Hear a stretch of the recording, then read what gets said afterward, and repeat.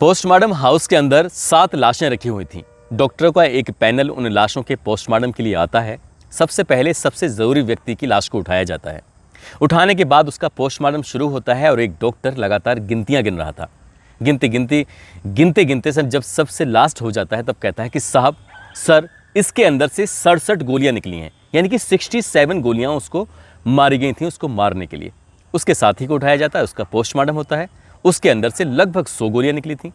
उसके तीसरे साथी को उठाया जाता है, उसका पोस्टमार्टम होता है, उसके अंदर से लगभग 40 गोलियां निकली थी। यानी कि 7 लाशें थीं और 7 लाशों के अंदर से लगभग 500 गोलियां निकली थीं। ये बात जब डॉक्टरों के माध्यम से मीडिया तक पहुंचती है और मीडिया से ये बात चारों तरफ फैल जाती है कि एक व्यक्ति ने, एक बदमाश ने, एक डॉन ने, जो कि पूर्वांचल का एक बहुत बड़ा डॉन रहा है, उस डॉन ने एक व्यक्ति को मारने के लिए 6 बेकसूरों की हत्याएं कर दी। एक व्यक्ति को मारने के लिए लगभग 500 गोलियां चलाईं। इसके बाद ये नाम इतनी तेज़ी से सुर्खियों में आ जाता है कि लोगों का इसका नाम सुनने के बाद रोंगटे खड़े हो जाते हैं, परेशान हो जाते हैं। आज की कहानी भी एक डॉन की है जो कि पूर्वांचल का एक नामी गिरामी डॉन रहा है। जब वो लोगों से रंगदारी मांगा करता था और वो फ़ोन करता था कि मैं मुन्ना बजरंगी बोल रहा हूँ, मुझको इतने रुपये चाहिए। ये बात सुनने के बाद सामने वाले का पेशाब निकल जाया करता था। उसने लगभग 20 साल तक ऐसा आतंक जमाया, ऐसा आतंक काटा, जिसकी वजह से लगभग 40 लोगों की हत्याएं हो गईं और ऐसा नाम जो कि इतिहास के पन्नों में हमेशा हमेशा के लिए दर्ज हो गया।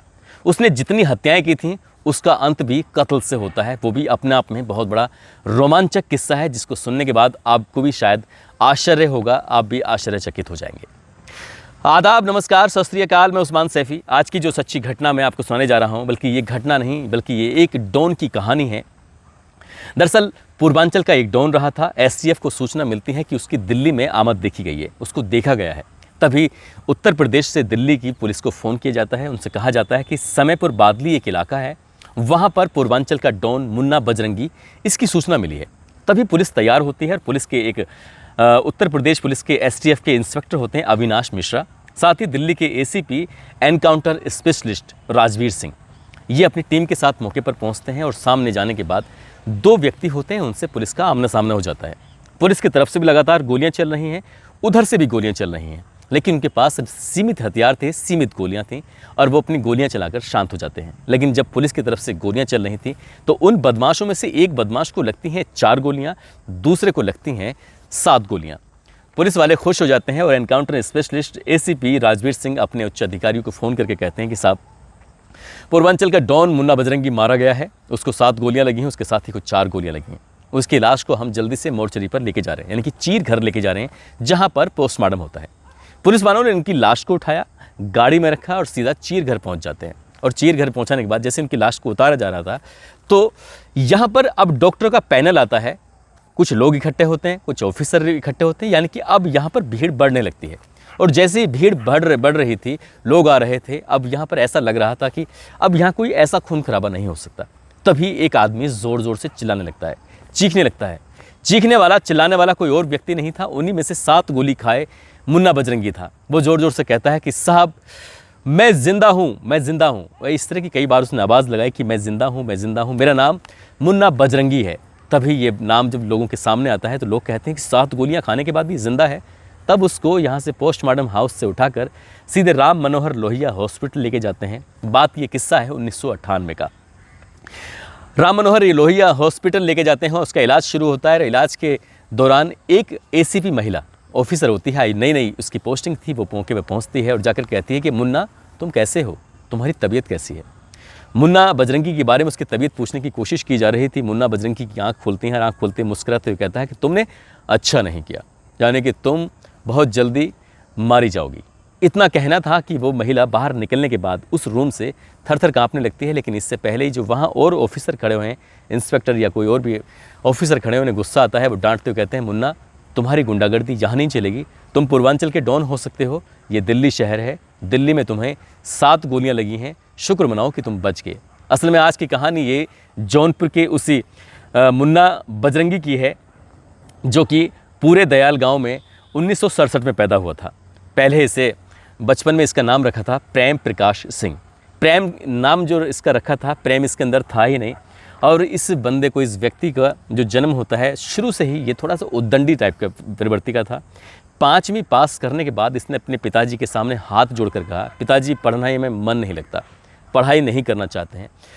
जबकि इसके पिता चाहते थे, इनके वो किसान थे, वो चाहते थे कि ये पढ़ लिख कर एक बड़ा आदमी बने, एक बड़ा नाम रोशन करे और एक ऑफिसर बने। लेकिन इसने 5वीं क्लास पढ़ने के बाद साफ इनकार कर दिया था कि पिताजी पढ़ने में कोई मन नहीं लगता है, इसलिए पढ़ाई छोड़ रहा हूँ, बातचीत ख़त्म। पिताजी इसको समझाते रहते थे, लेकिन ये समझने को तैयार नहीं था। रोज़ आए दिन इसके मारपीट के किस्से, कहानियाँ घर में शिकायतें आती थीं। रोज़ किसी न किसी को पीट के आया करता था। गुंडागर्दी की चरम सीमा शुरू हो जाती है। परिवार वालों को लगता है कि इसकी शादी कर देंगे तो शायद हो सकता है कि ये थोड़ा सुधर जाए, ठीक हो जाए। कम उम्र में ही इसकी शादी कर दी जाती है। लेकिन इसने शादी तो कर लेता है, शादी हो जाती है, लेकिन इस व्यक्ति को लगता है कि ये जो ज़िंदगी है यही अच्छी है, गुंडागर्दी वाली। और 17 साल की उम्र में इसके पास पहला एक देसी कट्टा पाया जाता है, अवैध हथियार पाया जाता है, इसके खिलाफ मुकदमा होता है। ठीक 9 दिन के बाद ये लूट की घटना को अंजाम देने की कोशिश करता है, फिर दूसरा मुकदमा लिखा जाता है। कुछ ही दिन के बाद इसने एक और कांड कर दिया, यानी कि इसके चाचा को किसी ने गाली दे दी थी, और जब गाली दी थी, जब ये अवैध कट्टा अपने पास रखता था, एक और अवैध कट्टा ले लिया उसने। 17 साल की उम्र में, यानी कि 1984 में पहला कत्ल किया था, पहली हत्या की थी। और पहली हत्या करने के बाद 1984 में इसका नाम सुर्खियों में आ जाता है। और सुर्खियों में आने के बाद तब लोग इसे पहचानने लगते हैं कि ये कोई है। अब इसे भी किसी न किसी के साथ की ज़रूरत थी, इसे भी एक ऐसे परिवार की, एक ऐसे लोगों की ज़रूरत थी जिस पर इस पर हाथ रखा रहे और ये इसकी गुंडागर्दी चलती रहे। तभी ये अपने कुछ दिन के बाद ये आता है मुख्तार अंसारी के खेमे में, उनसे जुड़ता है, उनके लिए काम करना शुरू करता है और उन्हें इतना खुश करता है कि ऐसा लगता है जैसे क्या इनके लिए काम करेगा, और शूटर बन जाता है उनका।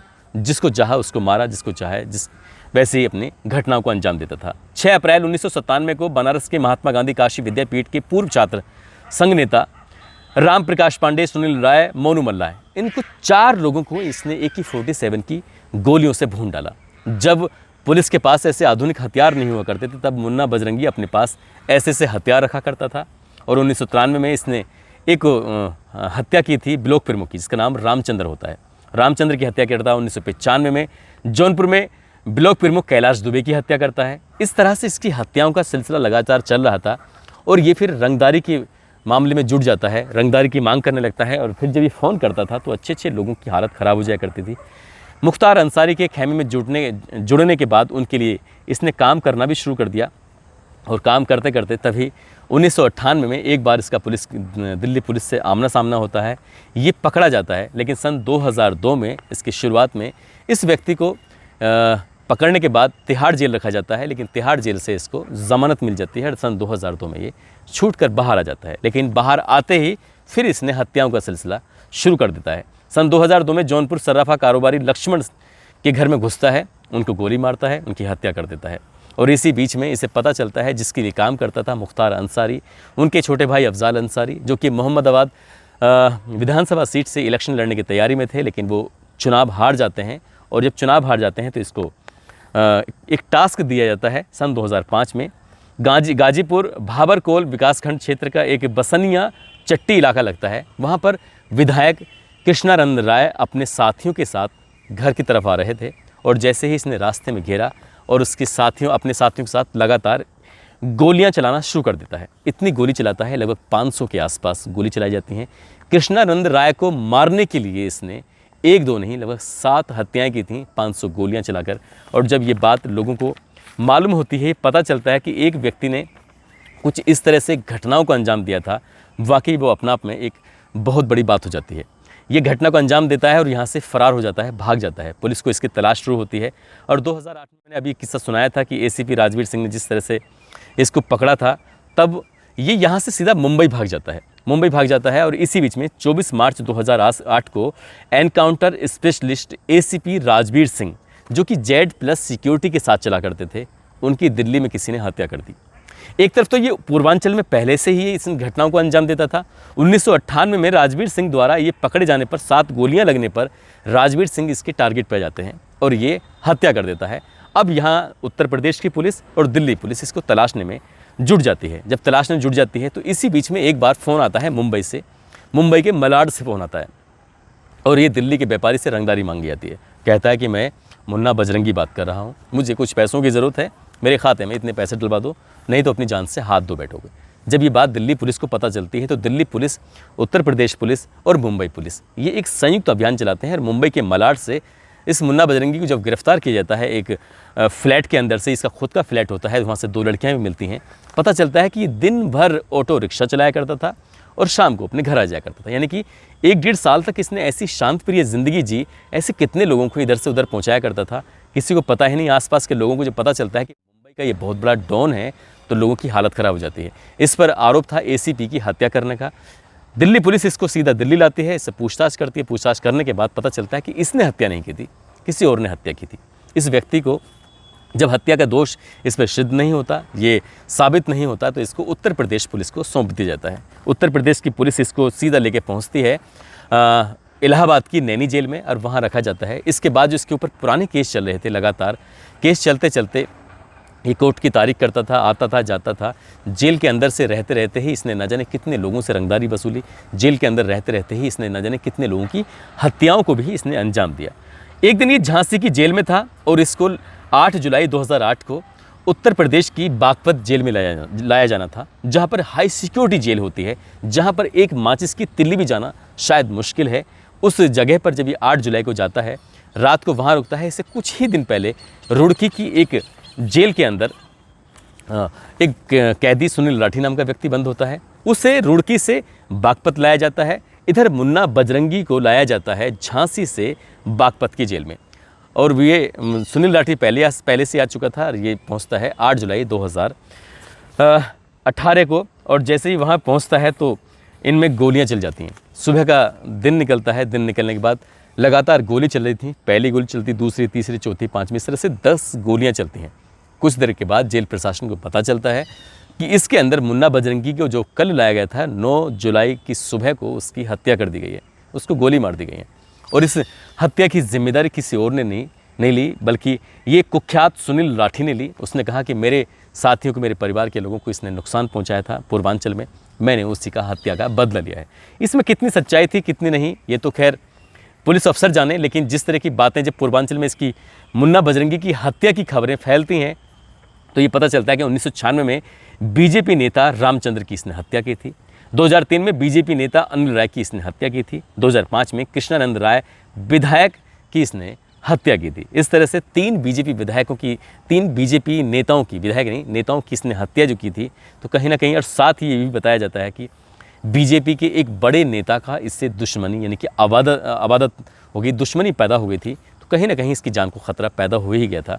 और बागपत की जेल में जिस तरह से सुनील राठी ने इस एक के बाद एक गोलियां मारी, वो सवालों के घेरे में कहानी आज भी है कि जिस जेल के अंदर एक माचिस की डिब्बी भी नहीं जा सकती, वहाँ पर 9mm की पिस्टल चली जाती है, 10 गोलियां लगती हैं, 10 गोलियां चलती हैं। और चलने के बाद पुलिस प्रशासन के लोग वहाँ पर पहुँचते हैं। जब बिल्कुल पूरी तरह से काम ख़त्म हो जाता है, तब जाकर पता चलता है कि मुन्ना बजरंगी अब इस दुनिया में नहीं रहे। लेकिन उसने 20 साल में लगभग 40 लोगों की हत्याएँ की थी। उसने अपने कार्यकाल में न जाने कितने लोगों से रंगदारी वसूली थी। पूर्वांचल के डॉन कुख्यात मुख्तार अंसारी के लिए इसने काम किया था। दोस्तों, इस व्यक्ति ने वाकई पूर्वांचल में एक ऐसा डंका बजाया हुआ था जिसको सुनने के बाद लोगों के आज भी रोंगटे खड़े हो जाते हैं। इसने इस अपराध की दुनिया से अलग हटकर विधायकी का इलेक्शन भी लड़ा, लेकिन ये जीत नहीं पाया। अपना दल से इसने शायद टिकट मिला था। उसके बाद में इसकी पत्नी ने भी टिकट लिया, उसकी पत्नी ने भी इलेक्शन लड़ा, लेकिन वो भी नहीं जीत पाई। इसका एक सपना था कि ये बदमाशी या डॉनगिरी को छोड़कर ये राजनीति में आए और सांसद बने, लेकिन सांसद कभी बना नहीं और इसका चिराग हमेशा के लिए बुझ गया। दोस्तों, इस घटनाक्रम को सुनाने का उद्देश्य किसी को परेशान करना नहीं है, किसी का दिल दुखाना नहीं है, बल्कि आपको जागरूक करना है, आपको सचेत करना है। जाते जाते आज पृथ्वी चौधरी हैं राजस्थान से, अबुल हसन कुरैशी हैं दिल्ली से। इनका जन्मदिन है। इनको जन्मदिन की बहुत सारी शुभकामनाएं, बहुत बहुत मुबारकबाद। साथ ही कुछ लोगों ने नाम लेने की अपील की थी, जिसमें अनूप प्रजापति हैं, निज़ामुद्दीन अंसारी हैं, अंसारी असमत हैं, भागराज चौहान हैं, सौरभ राजपूत हैं, सोपाराम हैं, हरजेश उपाध्याय अलीगढ़ से, सावरमल गुमावत जयपुर से हैं, बाकाराम खोत, कासिम अली, सद्दाम हुसैन, इनाम मलिक, सचिन कुमार, खुशी राम बूंदी से हैं, गुलाब सिंह जैसलमेर से हैं, भाटी सुमेर सिंह जैसलमेर से, महेंद्र कुमार कह रहे हैं कि जय हिंद साउंड मोरथल चुरू राजस्थान, इनका नाम लिया जाए पूरा। मुरलीधरन नागर केरल के हैं, अजहर कुरैशी बीपी सिंह खुर्जा बुलंदशहर से हैं, और सरोज अंसारी यूपी से हैं, मोहम्मद आसिफ गुरुग्राम से हैं, सोहेल खान, आमिर खान, दीपक नायक, मोटू, मुकेश कुमार, मोहम्मद फैज़ल बंगाल से हैं। इन लोगों ने नाम लेने की अपील की थी। दोस्तों, आप सब लोग अपना ख्याल रखें, सुरक्षित रहें। जय हिंद, जय भारत।